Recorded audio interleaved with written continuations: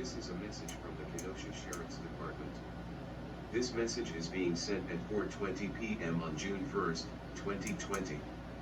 The county and city of Kenosha have issued a curfew from 8 p.m. to 7 a.m. on June 1st and 2nd, 2020.